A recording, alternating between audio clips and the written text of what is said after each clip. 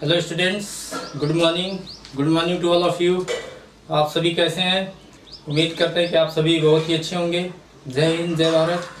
जैसा कि आप जानते हैं कि आज क्लास 12 का ये तीसरा वीडियो है। मैट्रिक्स चैप्टर का ये तीसरा वीडियो आज हम लेकर आए हैं और इस वीडियो में हम अवयवों पर कुछ संक्रियाएँ पढ़ेंगे, जैसे योगफल और उनके अंतर ज्ञात करना। फिर इसके बाद योगफल पर आधारित कुछ उनके गुणधर्म हैं, उनको समझेंगे। और फिर उसके बाद अदिश का इससे गुणा कैसे करते हैं, इस पे कुछ संक्रियाएं समझेंगे। तो आइए चलिए देखते हैं। सबसे पहले हम अवयवों का योग, इसे समझेंगे।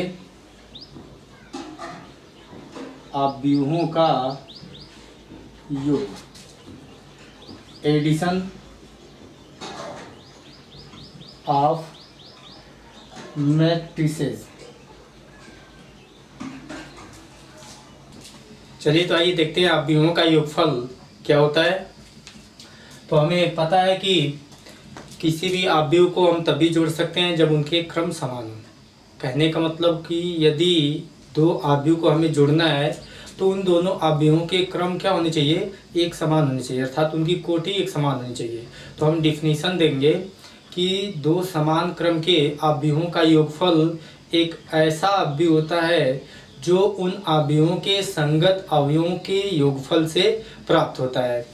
कहने का मतलब, जैसे मान लीजिए एक अवयव ए है, इसका एलिमेंट है ए आई जे और इसकी कोटि m इंटू n, और एक दूसरा अवयव बी है, इसका element B I J m into n। तो आप आई जे का मतलब समझते हैं। आई शो कर रहा है पंक्तियों की संख्या, मतलब कौन सी पंक्ति का एलिमेंट है, और जो जे है वो ये शो कर रहा है कि किस स्तंभ का एलिमेंट है। यहाँ पर भी उसी तरह से बी अवयव कोई है, उसका एलिमेंट हम ले रहे हैं और वह एलिमेंट आईवीं पंक्ति और जेवें स्तंभ का है। और दोनों अवयव के कोटि क्या है, एक समान, अर्थात इनके क्रम m इंटू n क्या है। तो यदि हमें इनका योगफल ज्ञात करना हो, इन दोनों अवयवों को यदि हमें जोड़ना हो, अर्थात यदि हमें a प्लस बी निकालना हो, तो हम इन दोनों अवयवों के संगत अवयवों को क्या करेंगे, जोड़ देंगे। और इस तरह से जो अवयव हमें प्राप्त होगा वह उन अवयवों का योगफल होगा। और एक चीज़ याद रहे कि जो हमें योगफल से जो अवयव मिलेगा, उस अवयव की जो कोटि होगी उन अवयवों की कोटि के ही बराबर होगा। मतलब कि इनका योग करने के बाद हम अगर उस अवयव का ऑर्डर लिखना चाहें या प्राप्त करना चाहें कि ऑर्डर इसका क्या है, तो हम देखेंगे कि m इंटू n क्रम का ही वो मिलेगा। आइए देखते हैं, समझ में आ जाएगा पूरी तरह से। तो यहाँ पर हमें मिल जाएगा इस एलिमेंट, मतलब इस अवयव का हम यदि आई जेवा एलिमेंट ले रहे हैं, आई जेवा का मतलब कि आईवीं पंक्ति और जेवें स्तंभ, तो यहाँ पर भी आईवीं पंक्ति और जेवें स्तंभ का एलिमेंट लेके और दोनों एलिमेंटों को हम क्या करेंगे, ऐड कर देंगे। तो इस तरह से जो अवयव प्राप्त होगा m इंटू n क्रम का ही अवयव प्राप्त होगा, मतलब इसका जो योगफल होगा वो भी इसी क्रम का ही अवयव मिलेगा। आइए एक एग्जांपल से इसको समझते हैं। एग्जांपल से पूरी तरह आपको बात समझ में आ जाएगी। जैसे मान लीजिए कोई एक अवयव a है, ये 2 3 4 -3, मतलब हम देख रहे हैं कि ये जो अवयव हम लिखे हैं 2 इंटू 2 क्रम का लिखे हैं। तो इसी तरह से एक अवयव हम b ले रहे हैं, इसका एलिमेंट है -1 -2 4 और -3। तो ये भी हम देख रहे हैं कि ये भी जो अवयव ये भी 2 इंटू 2 क्रम का ही है। अब यदि हमें इन दोनों का योगफल निकालना है, मतलब a प्लस बी निकालना है, तो क्या करेंगे, आइए देखते हैं। 2 3 4 -3 प्लस ये जो है -1 -2 4 और -3। अब हमने बताया कि इनके संगत अवयवों को जोड़ने से प्राप्त जो अवयव होगा वही उन दोनों अवयवों का योगफल होगा। यहाँ से संगत एलिमेंट लेंगे, मतलब यहाँ पर हम पहली पंक्ति और पहले स्तंभ का एलिमेंट ले रहे हैं, तो इसमें भी पहली पंक्ति और पहले स्तंभ का एलिमेंट लेंगे और इन दोनों को जोड़ देंगे। तो 2 और -1 यहाँ जुटेगा तो हमें मिलेगा 1। फिर इसके बाद पहली पंक्ति और दूसरे स्तंभ का एलिमेंट हम ले रहे हैं, तो यहाँ पर भी पहली पंक्ति और दूसरे स्तंभ का एलिमेंट लेंगे और इन दोनों को ऐड करेंगे तो हमें मिलेगा 1। फिर इसके बाद यहाँ पर 4 लेंगे तो यहाँ पर भी 4 एलिमेंट लेंगे, ये 4 और 4 ये दोनों हो जाएगा 8, और यहाँ -3 और ये -3 ये दोनों हो जाएंगे -6। तो हम देख रहे हैं कि इस तरह से इसका हम योगफल प्राप्त कर रहे हैं। और इसका जो आप इस योगफल का जो कोटि है, मतलब इस योगफल से जो प्राप्त आव्यूह है, इसका जो क्रम हम देखें तो ये भी 2 × 2 क्रम का ही है। कहने का मतलब कि जिस क्रम के आव्यूह होते हैं उसी क्रम का उनका योगफल भी होगा। और एक चीज याद रहे, हम उन्हीं आव्यूहों को जोड़ सकते हैं जिनके क्रम एक समान होंगे। अब आइए कुछ इसके गुणधर्म पढ़ते हैं। जैसे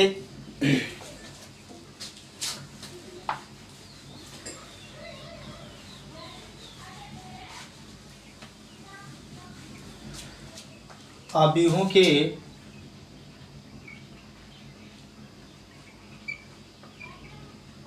योग के गुणधर्म।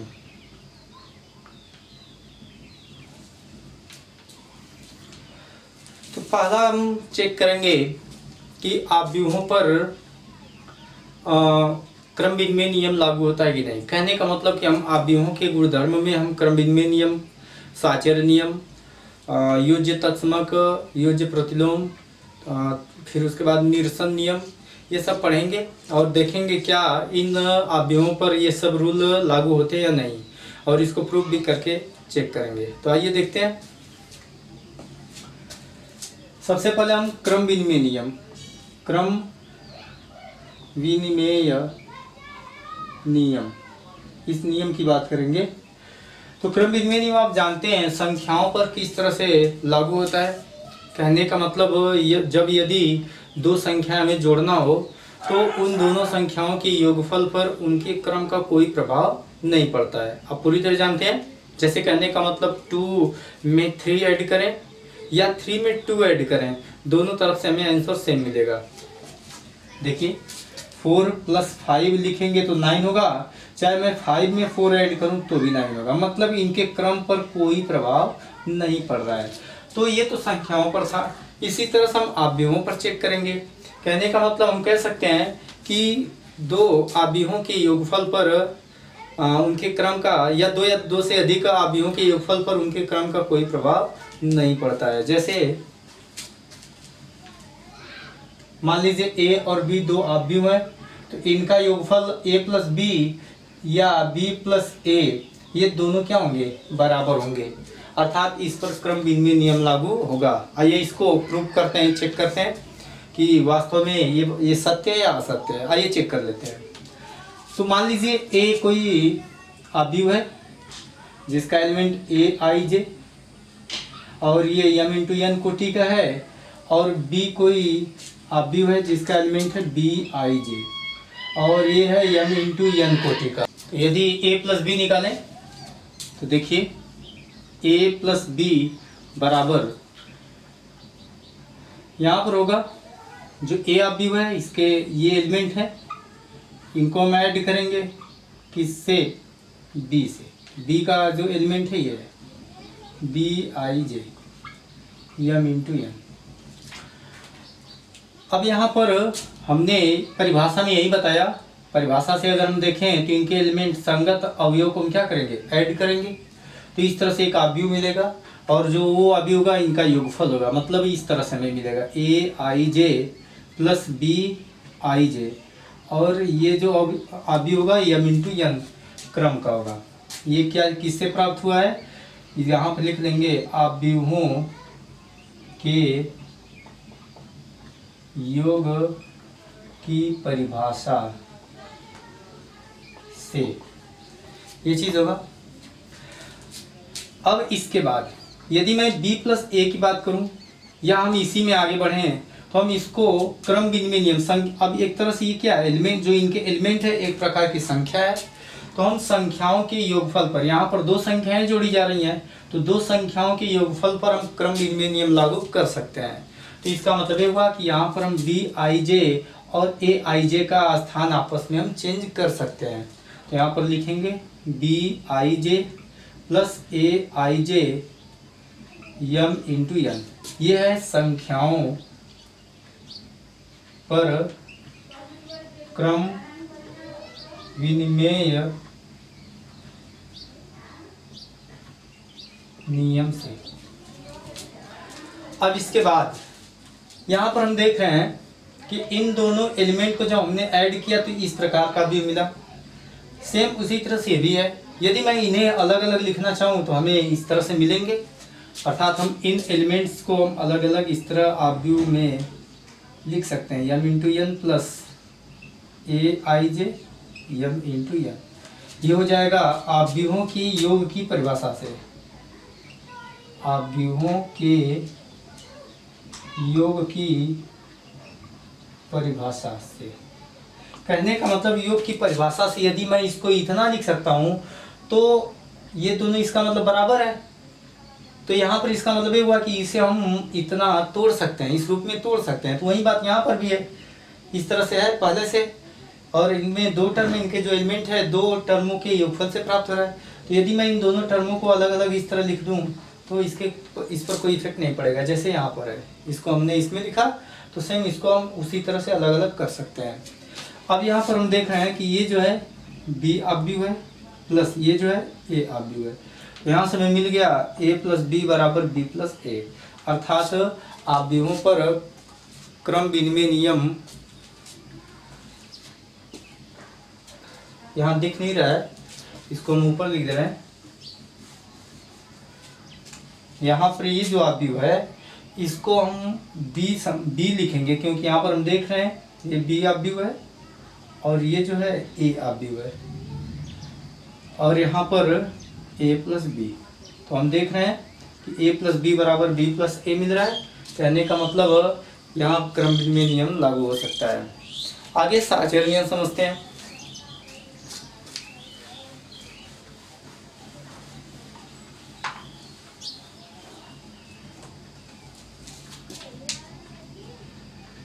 साहचर्य नियम, साहचर्य नियम आप संख्याओं पर जानते हैं।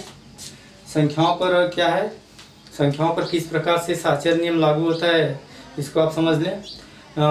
3 या 3 से अधिक संख्याओं के योगफल पर उनके समूह का कोई प्रभाव नहीं पड़ता है। कहने का मतलब ये हुआ कि 3 या 3 से अधिक यदि हमें संख्याएं जोड़नी है तो उसमें से हम किसी भी दो संख्याओं का अगर हम समूह बनाकर ऐड करें तो उनके योगफल पर कोई प्रभाव नहीं पड़ेगा। जैसे एग्जांपल के लिए अगर मैं लिख दूं 2 प्लस 3 प्लस 4, तो यहाँ पर हम 2 और 3 को एक साथ पहले ऐड करें और उसके बाद 4 को ऐड करें तो इनका योगफल हमें मिलेगा 5 प्लस 4 बराबर 9। अब इसी 2 प्लस 3 प्लस 4 को हम इस तरह से ऐड करें। अब 3 और 4 का एक समूह बना लें, मतलब 3 और 4 को पहले ऐड करेंगे, फिर उसके बाद 2 ऐड करेंगे, यहाँ पर मिलेगा 2 प्लस 7 इज इक्वल टू 9। तो हम देख रहे हैं इनका योगफल सेम आ रहा है। तो यहाँ पर आंसर सेम आ रहा है, लेकिन हमने इसका समूह क्या किया, चेंज किया था। तो यहाँ से रिजल्ट ये मिल रहा है कि 3 या 3 से अधिक संख्याओं को यदि हम जोड़ेंगे तो उनके योगफल पर उनके समूह का कोई प्रभाव नहीं पड़ता है। तो सेम इसी कंडीशन को फॉलो करते हुए हम आव्यूहों पर चेक करेंगे क्या साहचर्य नियम लागू होता है या नहीं। तो आइए देखते हैं। अगर आव्यूहों पर साहचर्य नियम लागू होगा तो क्या होगा। मान लीजिए 3 आव्यूह हैं ए बी और सी, ये 3 आव्यूह है। यदि इस पर साहचर्य नियम लागू अगर किया जाए तो हम देखेंगे कि ए प्लस बी का एक समूह बना दें और सी इसमें ऐड करेंगे तो ये चीज हमें मिलना चाहिए। ए प्लस बी प्लस सी, मतलब बी प्लस सी में हम ए ऐड करेंगे तो इतना मिलना चाहिए। ये 3 आव्यूह हैं। तो आइए चेक करते हैं कि क्या ये चीज सत्य है या असत्य है, प्रूफ कर किया जाए। तो आप जानते हैं, मान लिया जाए कि यहाँ पर ए जो आव्यूह है ए आई जे है यम इंटू एन कोटि का, बी आव्यूह जो है B I J M into N कोटि का है, और जो सी आव्यूह है सी I J M into N कोटि का है। अब हम a प्लस बी पहले ज्ञात करेंगे, फिर उसमें c ऐड करेंगे। तो यहाँ पर देखिए a प्लस बी प्लस सी, इनका एक समूह पहले बना लें। तो यहाँ पर हो जाएगा A I J M into N plus B I J M into N, यह एक ग्रुप हो गया। प्लस इसमें सी ऐड करेंगे, सी I J M into N कोटि का। अब यहाँ पर हम देख रहे हैं कि योग की परिभाषा के अनुसार हम इसको, इनके एलिमेंट्स को आपस में ऐड कर सकते हैं। तो हमें मिल जाएगा A I J plus B I जे, और ये आप भी मिलेगा यम इंटू एन कोटि का। फिर उसके बाद plus C I J M into N. तो यहाँ पर हम लिखेंगे किस रूल से प्राप्त हुआ है, तो हम यहाँ पर लिखेंगे आव्यूहों के योग की परिभाषा से। अब इसके बाद यहाँ पर इन दोनों को ऐड करने के बाद यह एक एलिमेंट आएगा, मतलब यह एक आव्यूह मिलेगा जिनके एलिमेंट्स इस तरह से प्राप्त कर सकते हैं। मतलब इसे और इसे ऐड करने के बाद इस आव्यूह का एलिमेंट मिलेगा। तो अब यहाँ पर यह एक एलिमेंट है इस आव्यूह का, और यहाँ पर सी आई जे इस आव्यूह के एलिमेंट है। तो यदि मैं इस आव्यूह और इस आव्यूह को ऐड करना चाहूँ तो इनके एलिमेंट को ऐड करेंगे।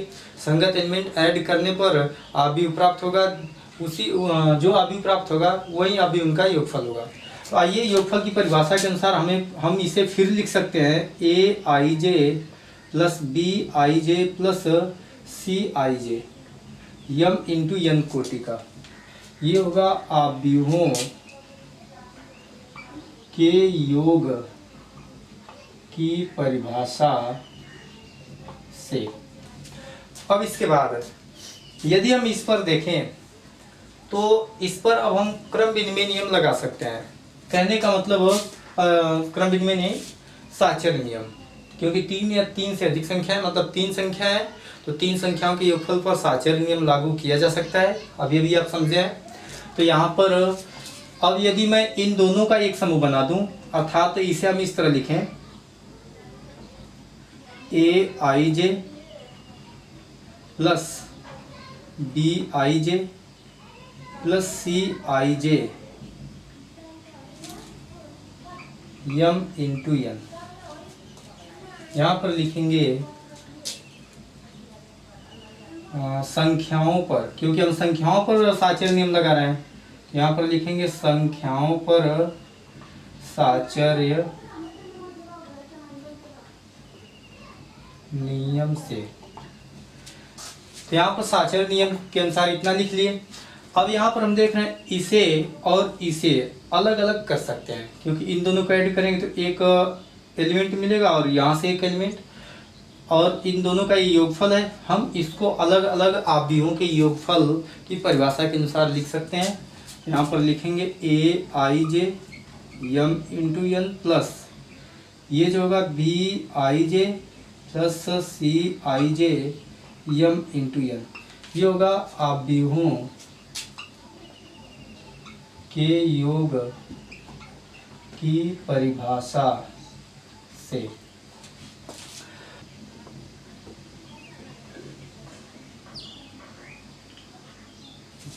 यहाँ ये हो जाएगा A I J M into N plus, इसको हम इस तरह लिखेंगे बी आई जे, ये दोनों एक ग्रुप है। यहाँ पर B I J M into N plus C I J M into N, और ये होगा एक समूह है, इसलिए हम इसको एक समूह में बंद कर लेंगे, मतलब एक ब्रैकेट में। अब यहाँ से लिखेंगे, यहाँ पर ये जो लिखा गया है इसे हम लिखे हैं योग आव्यूहों के योग की परिभाषा से। अब इसके बाद ये हो जाएगा ए आई जे, और हम देख रहे हैं कि ए आई जे जो है ये ए आव्यूह है, तो यहाँ पर ए हो जाएगा, और ये जो है ये बी आव्यूह है तो ये बी, और ये जो है ये सी। तो अब हम देख रहे हैं कि जो a प्लस बी में a प्लस बी प्लस सी में हमने देखा था कि a प्लस बी का एक समूह था, फिर उसके बाद c को ऐड किए, तो यहाँ पर हमें मिल रहा है b प्लस सी के समूह में a को ऐड करने से जो योगफल प्राप्त हो रहा है ये दोनों क्या है, बराबर है। तो इस तरह से हम कह सकते हैं कि इनके समूह पर, इनके योगफल पर जो इनका समूह हम बना रहे हैं, इनके समूह का कोई प्रभाव नहीं पड़ रहा है। ठीक है, तो अब आपको ये पूरी बात समझ में आ गई होगी। कहने का मतलब ये हुआ कि साहचर्य नियम 3 या 3 से अधिक आव्यूहों के योगफल पर लागू किया जा सकता है। चलिए आइए देखते हैं। तो आइए अब योज्य तत्समक के बारे में समझते हैं। तो किसी भी संख्याओं पर योज्य तत्समक या किसी भी संख्याओं का योज्य तत्समक आप जानते हैं। जैसे कहने का मतलब वह संख्या जिसे किसी दी गई संख्या में जोड़ने पर उस संख्या के मान पर कोई प्रभाव नहीं पड़ता है। तो जिस संख्या को हम ऐड करते हैं वह उस दी गई संख्या का योज्य तत्समक कहलाता है। कहने का मतलब ये हुआ कि जैसे मान लीजिए अगर 5 है, 5 में अगर मैं शून्य को ऐड करूं तो हमें 5 ही मिलेगा। -10 है, -10 में 0 ऐड करें तो -10 ही मिलेगा। 7 है, 7 में 0 ऐड करेंगे 7 ही मिलेगा। कहने का मतलब ये हुआ कि इन संख्याओं में हम शून्य को ऐड कर रहे हैं तो देख रहे हैं कि उसके मान पर कोई प्रभाव नहीं पड़ रहा है। तो हम कह सकते हैं कि जो शून्य है इन संख्याओं का योज्य तत्समक है। तो योज्य जो शून्य होता है किसी भी संख्या का योज्य तत्समक कहा जाता है, क्योंकि शून्य को किसी भी संख्या में ऐड करते हैं तो उस संख्या के मान पर कोई प्रभाव नहीं पड़ता है। तो इसी प्रकार से हम आव्यूहों का भी तत्समक समझते हैं। जैसे हम कह सकते हैं कि वह आव्यूह जिसे किसी दिए गए आव्यूह में जोड़ने पर उस आव्यूह के एलिमेंट्स पर कोई प्रभाव नहीं पड़ता है, उसे हम उस आव्यूह का योज्य तत्समक कहते हैं। जैसे आइए देखते हैं। जैसे मान लीजिए a कोई आव्यूह है, a में यदि हम शून्य आव्यूह को ऐड करें, जैसे एक एग्जांपल लेकर हम समझाएं आपको। मान लीजिए कोई a आव्यूह है और इसके एलिमेंट है 1 2 3 -2 4 और 5, ये इसके एलिमेंट है। अब यदि मैं इसी क्रम का, याद रहे क्रम उनके एक समान होने चाहिए, तो यदि ये m इंटू n क्रम, मतलब कि हम कह सकते हैं 2 इंटू 3 क्रम का है, तो इसी क्रम का हम शून्य आव्यूह को यदि ऐड करें, शून्य आव्यूह, इसी क्रम का यदि हम शून्य आव्यूह ऐड करेंगे तो देखिए a प्लस o क्या शो करता है, शून्य आव्यूह को। तो ये हो जाएगा 1 में इस 0 का ऐड करेंगे तो 1 ही मिलेगा। नहीं तो पहले आप इसको लिख लीजिए 1 2 3 -2 4 5, इसमें हमें ऐड करना है शून्य आव्यूह को। तो यदि हम इनके संगत एलिमेंट को ऐड करें तो हमें 1 2 3 -2 4 5 यही मिलेगा। तो हम देख रहे हैं कि सेम वही आव्यूह आ रहा है, मतलब कि इसके इस आव्यूह पर कोई इफेक्ट नहीं पड़ रहा है, अर्थात यह जो शून्य आव्यूह है इसका क्या बोला जाएगा, योज्य तत्समक। तो हम कह सकते हैं कि जो शून्य आव्यूह है किसी भी आव्यूह का योज्य तत्समक होता है। तो आप अब इसके बारे में आप पूरी तरह समझ गए। हम आगे बढ़ते हैं योज्य प्रतिलोम, किसके, योज्य प्रतिलोम के बारे में।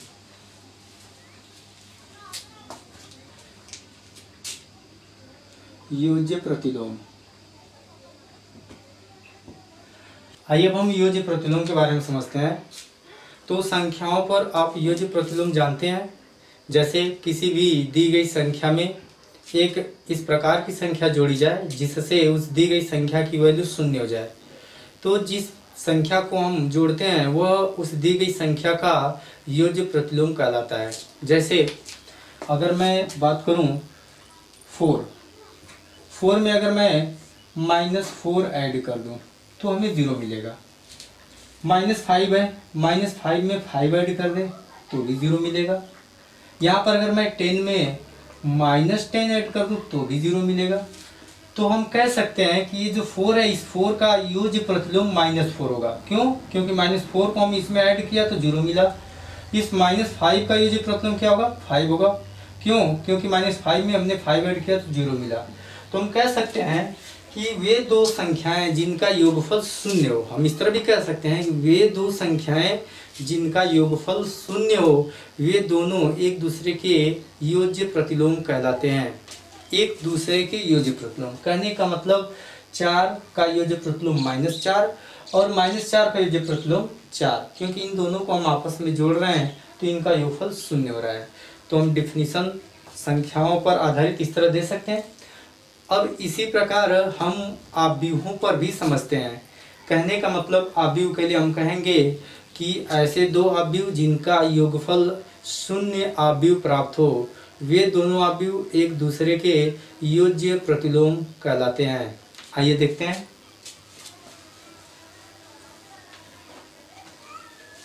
जैसे मान लीजिए a कोई आव्यूह है, इस आव्यूह में मैं -a को ऐड करेंगे तो हमें शून्य आव्यूह प्राप्त होगा, या हम कह सकते हैं -a में हम a आव्यूह ऐड करें तो भी शून्य प्राप्त होगा, मतलब शून्य आव्यूह प्राप्त होगा। चलिए इसको एक एग्जांपल से समझते हैं। जैसे a का जो एलिमेंट है aij है m इंटू n कोटि का, और यहाँ पर इसी का नेगेटिव फॉर्म अगर लेना होगा तो हमें इस तरह से एलिमेंट मिलेंगे m इंटू n। तो यदि हम इसको ऐड करें a में, यदि -a को ऐड करें तो हम पाएंगे aij m into n plus -aij m into n। अब इसके बाद यदि इस पर हम योज्य आव्यूहों का योग की परिभाषा के अनुसार अगर हम इसको लिखना चाहें तो परिभाषा के अनुसार हम इस तरह लिख सकते हैं aij m into aij plus -aij m into n, और इसे जब ऐड करेंगे तो हमें मिलेगा शून्य m इंटू n, और इसको हम लिखेंगे o। तो इस तरह से हम देख रहे हैं कि a प्लस -a बराबर हमें o मिल रहा है, अर्थात शून्य आव्यूह मिल रहा है। तो सेम इसी तरीके से हम यहाँ पर -a में a भी जब ऐड करेंगे तो हमें सेम यही कंडीशन मिलेगा। तो हम कह सकते हैं कि किसी भी आव्यूह का योज्य प्रतिलोम उसी आव्यूह का ऋणात्मक रूप होता है। तो आइए अब आव्यूहों का अंतर समझते हैं। यदि a और b समान क्रम के दो आव्यूह है तो इनका अंतर a - b उसी क्रम का एक आव्यूह होगा जो आव्यूह a के अवयवों में से b के संगत अवयवों को घटाने से प्राप्त होता है। कहने का मतलब ये हुआ, जैसे मान लीजिए कोई आव्यूह a है इस तरह से, इसका क्रम m इंटू n का है, और एक आव्यूह b है जिसके एलिमेंट इस तरह से है। तो a माइनस b जो हम प्राप्त करेंगे, मतलब कि इनका जो अंतर हमें मिलेगा इनकी संगत, मतलब इस a आव्यूह में से इस b आव्यूह के संगत अवयवों को घटाने से प्राप्त होता है। कहने का मतलब इस तरह से aij m इंटू n, ये a आव्यूह हो गया, इसमें से हमें घटाना है b आव्यूह को, दोनों के क्रम एक समान है।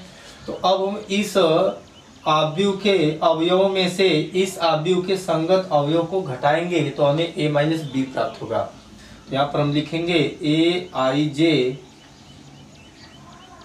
Minus bij m into n, ये होगा इनका अंतर। तो इस तरह से हम ज्ञात करते हैं। तो आइए इसको एक एग्जांपल से समझते हैं। जैसे यहाँ पर एक एग्जांपल हम ले लेंगे तो आपको पूरी तरह समझ में आ जाएगा। जैसे मान लीजिए कोई आव्यूह है 1 4 5 3 और यहाँ एक आव्यूह है 5 1 3 2। दोनों के क्रम समान है, ये 2 इंटू 2 का है और ये भी 2 इंटू 2 का है। तो हम यदि a माइनस b अगर ज्ञात करें तो हमें मिलेगा इस तरह से 1 4 5 3 माइनस 5 1 3 2। अब इस ए आव्यूह के एलिमेंट में से इसके संगत जो एलिमेंट बी क्या है उसे हम घटाएंगे। कहने का मतलब है इस बी आव्यूह, अगर मैं एक यहाँ पर एलिमेंट अवयव एक ले रहा हूँ तो इसी के संगत इस बी आव्यूह में 5 है, तो एक में से हम 5 घटाएंगे, यहाँ से 4 मिलेगा। अब यदि मैं 4 ले रहा हूँ तो इस बी आव्यूह में इसके संगत 1 है, तो 4 में से 1 घटाएंगे 3 आएगा। फिर उसी तरह से 5 ले रहे हैं तो इसके संगत जो बी आव्यूह है वो उसका एलिमेंट 3 है, तो 5 में से 3 घटेगा 2 मिलेगा। फिर यहाँ 3 में से 2 घटाएंगे तो 1 मिलेगा। इस तरह से ये जो आव्यूह मिल रहा है ये उसी क्रम का आव्यूह मिलेगा, ये भी 2 × 2 क्रम का है, तो उसी क्रम का आव्यूह जो मिल रहा है यही उनका डिफरेंट होगा। इस तरह से हम उनका डिफरेंट निकालते हैं। तो अब आप समझ गए होंगे। अब आगे बढ़ते हैं। आगे है आव्यूहों का अदिश से गुणन या अदिश गुणन कहते हैं। आइए समझते हैं उसे। आव्यूहों का अदिश से गुणन।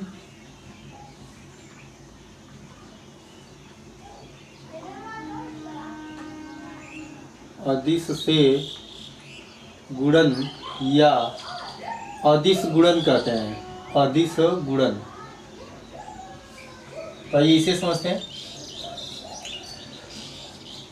माना ए एक आव्यूह है और के एक अदिश राशि है, तो k × a इनका अदिश से गुणन कहलाता है, जहाँ a के प्रत्येक एलिमेंट में k या k से गुणा करके प्राप्त किया जाता है। कहने का मतलब ये हुआ कि जैसे अगर a कोई आव्यूह है और k एक अदिश राशि है, तो a आव्यूह जो k × a है इसी को हम कहते हैं आव्यूह का अदिश से गुणन। जहाँ इस k × a का वैल्यू जो हम प्राप्त करते हैं वो कैसे प्राप्त करते हैं, तो a के प्रत्येक एलिमेंट में इस अदिश राशि k से गुणा करने पर प्राप्त करते हैं।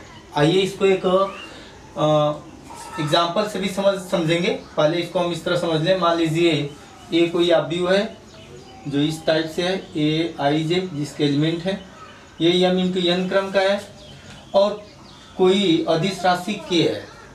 तो हम यदि देखें तो इसका अदिश से गुणन k × a होगा, मतलब हम कह सकते हैं k × a i j m × n क्रम का, इस तरह से। और जो इसका वैल्यू मिलेगा इस ए आव्यूह के प्रत्येक एलिमेंट में k से गुणा करने पर प्राप्त होगा। तो इसका मतलब ये हुआ कि k से हम इसमें गुणा कर दें, k × a i j m × n, ये होगा किसी आव्यूह का अदिश से गुणन। इस तरह से ज्ञात करते हैं। जैसे एक एग्जांपल हम ले लें। मान लीजिए कोई आव्यूह a है और ये इस टाइप से है 4 3 2 1 -1 5, ये कोई आव्यूह है और एक अदिश राशि हम ले ले रहे हैं 3। तो यदि हम इसका अदिश से गुणन निकालें, मतलब कि k × a निकालना चाहें, तो हम लिखेंगे 3 × 4 3 2 1 -1 × 5। अब इस 3 से क्या करेंगे, इसके प्रत्येक एलिमेंट में मल्टीप्लाई करेंगे, तो हमें मिलेगा 12 9 6 3 -3 15। तो ये जो वैल्यू है ये इस ए आव्यूह में अदिश राशि 3 से गुणा करने के बाद ये आव्यूह प्राप्त होगा, तो इसे हम कहेंगे अदिश से गुणन। अब इसके कुछ प्रॉपर्टीज है, जैसे आइए आगे समझते हैं।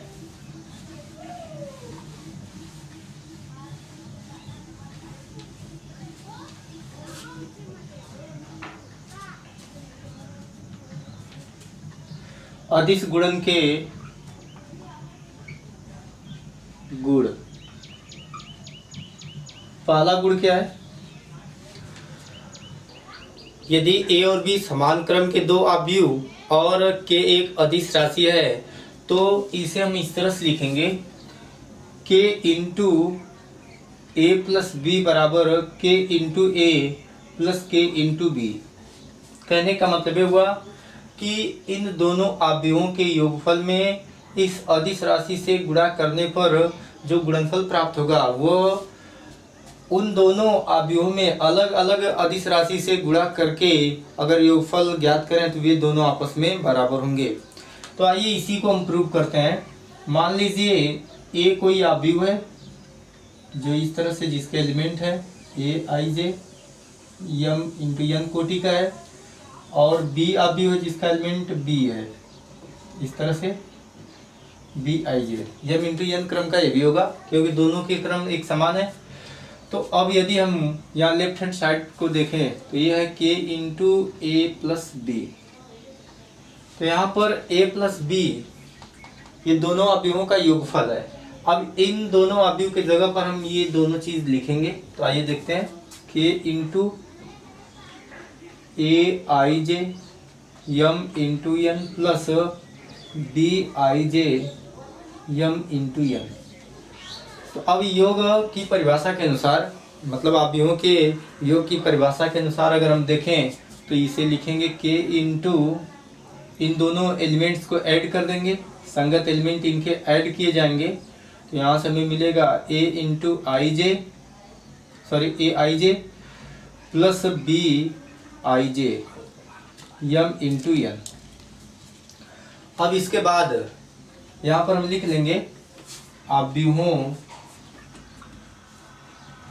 के योग की परिभाषा से।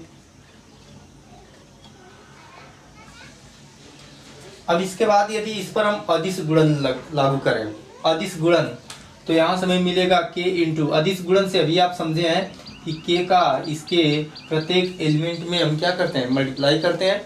तो यहाँ से इस अवयव के ये एलिमेंट हो गए और इस प्रत्येक एलिमेंट में हम के से मल्टीप्लाई करेंगे। इसका मतलब ये हुआ कि हमें ये चीज मिलेगा K into A I J plus B I J M into N. यहाँ पर आप लिखेंगे अदिश गुणन से। अब इसके बाद अगर हम देखें तो इनके योगफल पर ये क्या है, यहाँ इस तरह से आप लिखेंगे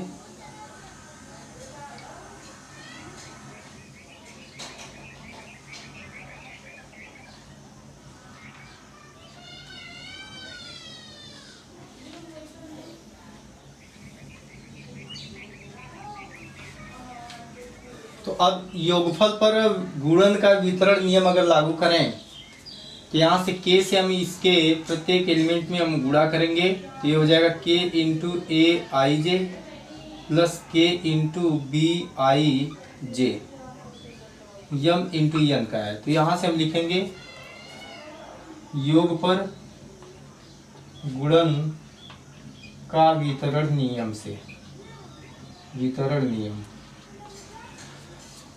अब इसके बाद यहाँ पर अब हम योग की परिभाषा से हम इसको अब अलग अलग मैट्रिक्स में लिखेंगे। मतलब K into A I J M into N plus K into B I J M into N. यहाँ पर लिख लेंगे अवयवों के योग की परिभाषा से।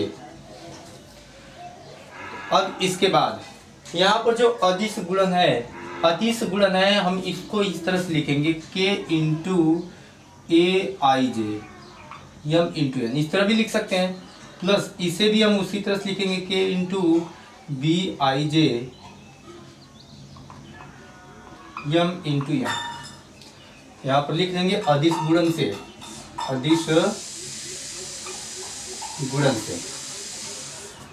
अब इसके बाद यहाँ पर अगर हम देखें तो ये है के इंटू, ये जो है ए अवयव है, प्लस ये जो है के इंटू ये बी अवयव है।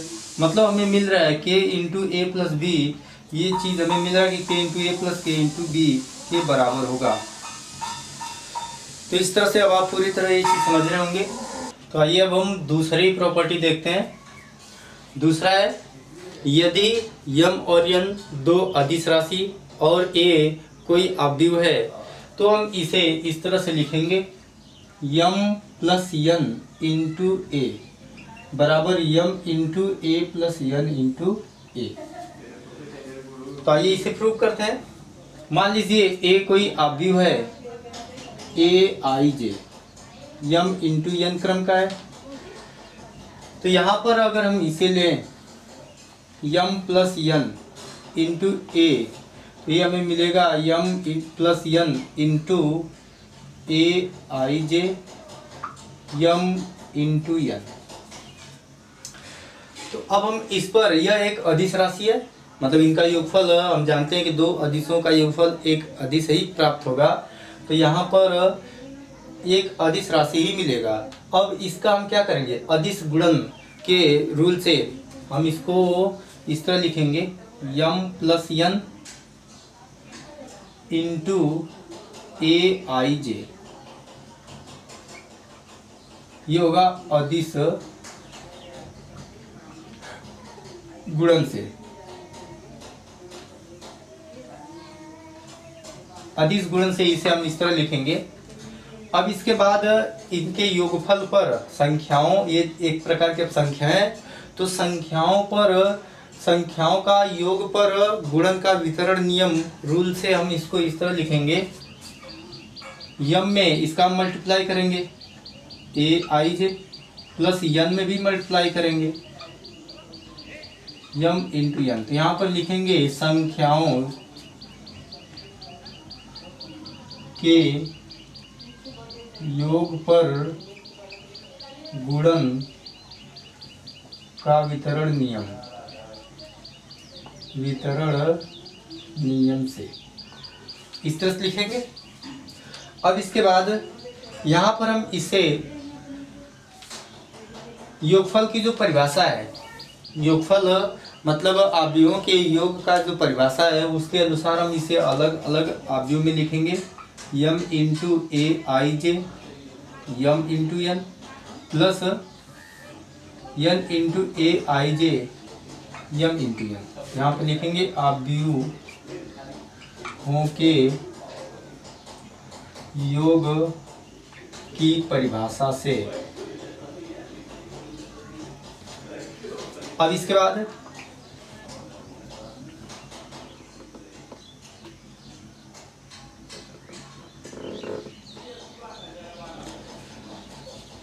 इसे हम अदिश, जो अदिश गुणन का रूल है उसके अनुसार हम इसको अलग बाहर इस यम को ले सकते हैं। M into A I J M into N plus इसको भी बाहर लेंगे, ये हो जाएगा N into A I J M into N. यहाँ पर लिख लेंगे अदिश गुणन नियम से। अब यहाँ पर देखें तो यम इंटू ये जो अवयव है ए अवयव है, प्लस एन इंटू ये जो अवयव है बी वो ए अवयव है एन इंटू ए। तो हमें मिला कि यम प्लस एन इंटू ए, मतलब यम प्लस एन, हम दोनों अदिशों के योगफल में यदि अवयव ए से गुणा करें तो हमें यम इंटू ए प्लस एन इंटू ए प्राप्त होगा। तो आइए तीसरा और लास्ट प्रॉपर्टी देखते हैं।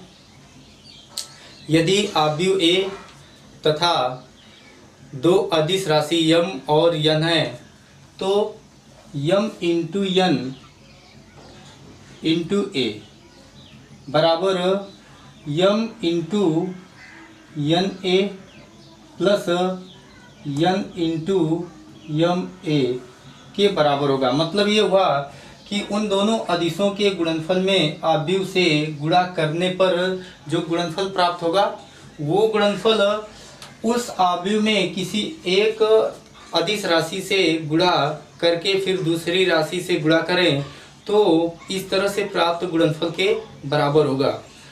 आइए इसको चेक करते हैं।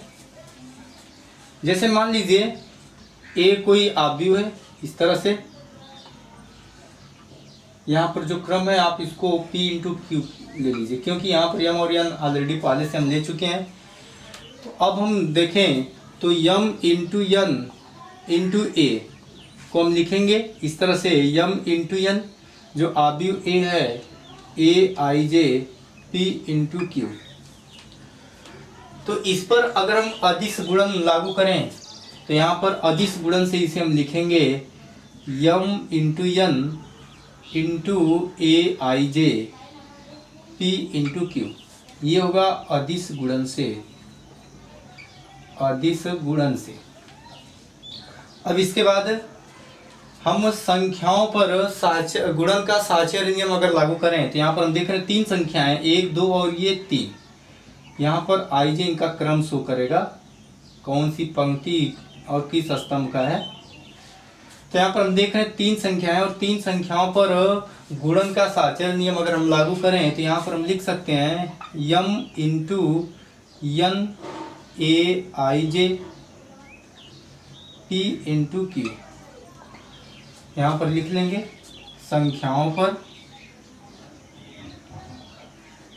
गुणन के साचर्य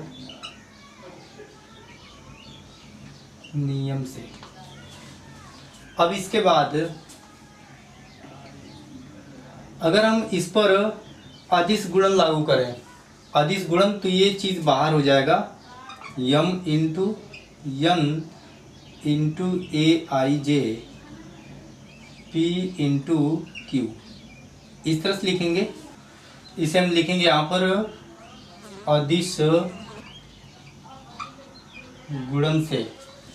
अब इसको हम इस तरह लिखेंगे, यम ब्रैकेट, इसको हम अलग कर लें, यम इंटू एन इंटू, यहाँ पर भी अदिश गुणन। अब इसमें अगर हम अदिश गुणन लागू करें तो इस तरह से एन को हम अलग कर लेंगे, बाहर कर लेंगे, और ये मैट्रिक्स के रूप में इस तरह लिखा जाएगा पी इंटू क्यू।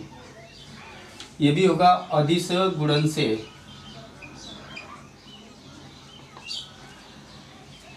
अब इसके बाद हम देखें तो यहाँ पर हम देख रहे हैं कि यह ए अवयव है, तो यम इंटू, इसको हम लिखेंगे एन इंटू, ये जो है ए अवयव है, अर्थात यहाँ पर ए लिख लें, तो हमें मिल रहा है यम इंटू एन इंटू ए बराबर इतना। और इसी प्रकार हम ये भी सिद्ध कर सकते हैं, यहाँ से लिख लेंगे, इसी प्रकार हम सिद्ध करेंगे यम इंटू एन इंटू ए बराबर, यहाँ पर यम को बाहर न लेकर यहाँ पर पहले एन को बाहर लेंगे, तो इसी तरह से हम करते हुए हम सिद्ध कर सकते हैं एन इंटू यम इंटू ए। दूसरा कंडीशन, तो 1 और 2 से हमें मालूम चल रहा है यम इंटू एन इंटू ए बराबर एन इंटू यम ए बराबर यम इंटू एन ए होगा। कहने का मतलब ये हुआ कि किसी भी 2 अदिशों के गुणनफल में यदि किसी अवयव से गुणा करें तो इस तरह से प्राप्त गुणनफल उस अवयव में किसी एक अदिश से पहले गुणा करके फिर दूसरे अदिश से गुणा करने से जो अवयव, जो उनका गुणनफल प्राप्त होगा, वो गुणनफल इसके क्या होगा, बराबर होगा। तो अब आज की वीडियो में बस इतना ही। अगर आपको वीडियो अच्छा लगा हो तो आप इसे शेयर, लाइक और कमेंट करना ना भूलें। जय हिंद, जय भारत।